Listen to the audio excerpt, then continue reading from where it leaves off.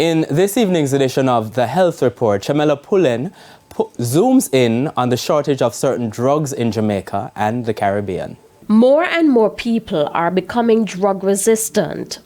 Infectious disease consultant at the University Hospital of the West Indies, Dr. Kathy Page Robinson says, as a result, medical experts have had to pull for a higher dosage of medication, like antibiotics, to treat sick people in hospitals. When you think about it, we have had very few new antibiotics developed in the last 20 to 50 years, a handful of them. We're recombining antibiotics and other compounds to make new antibiotics. They're not new, they just have little helpers attached to them.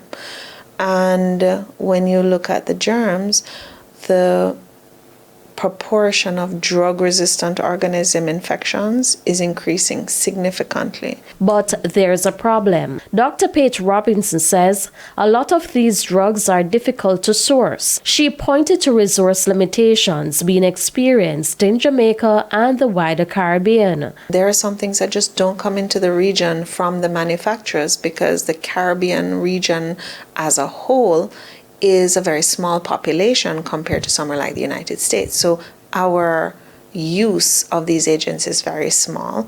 So we don't count as a big market. They don't make a lot of money off of us.